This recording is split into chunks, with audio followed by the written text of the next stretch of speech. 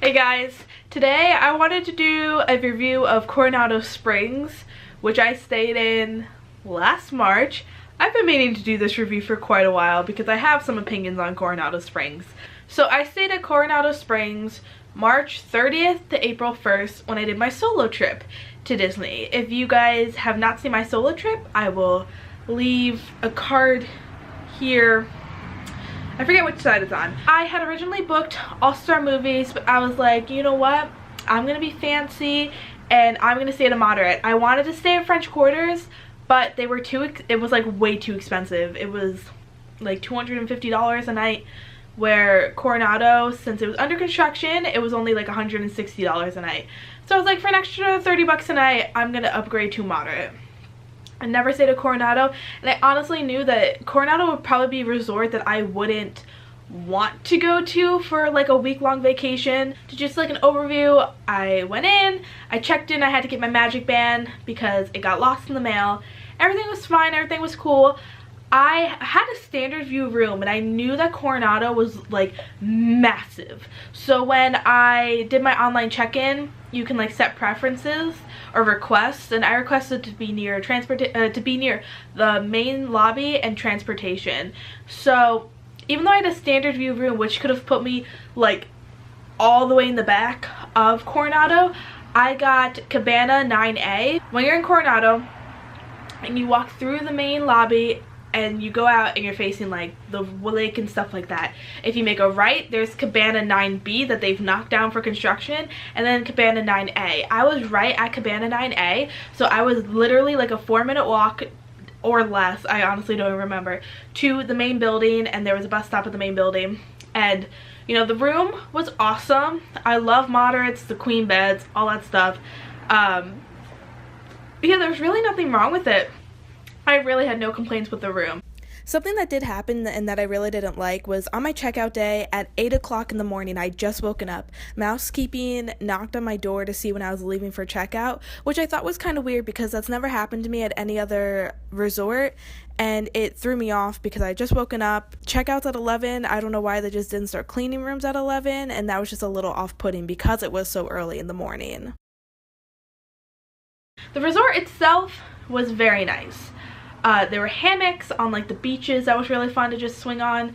It was so massive that I didn't hear like anybody. I barely saw people unless I was at the pool, which was awesome. I did not eat at like the Pepper Market or Maya Grill. Again, I literally was at Disney for 48 hours, so I was mostly in the parks, not at the resort. But I did they had a little like cafe, I think it's called Cafe Rick's, if that's how you say Rick's, where if you had a resort refillable mug, you could refill it there.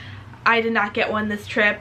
And then I got sorbet, little snacks. It was just the perfect little thing to get it. I was really excited. And the thing I was basically most excited for about Coronado, and that was the thing that really like came through for me, was the pool. I love Coronado's pool. It has like that huge Aztec thing, Mecca thing. It's awesome. And like the water was cascading down. You could take pictures in front of it. It was a nice large pool, and the slide was really awesome. So I 10 out of 10 recommend Coronado's pool. The biggest issue with Coronado for me personally, and why I would never stay there again, especially for a longer trip, is the buses. The buses were the worst I've ever experienced in Disney. Granted, okay, I'm just gonna say granted, I've only been to Disney 4 times. 4 times that I remember. But compared to like All-Star Movies and Pop Century, you'd think the values would have like worse bus systems, and they don't. Like Coronado's bus system was atrocious. They had bus depots all around like Riverside did. I was at the main building, so the main building had the transportation, and you would kind of think that that would be the first bus stop. It was not. It was the last bus stop. Of every single bus that came, it was always the last one, so it was usually full of people. I did not have an issue the first night.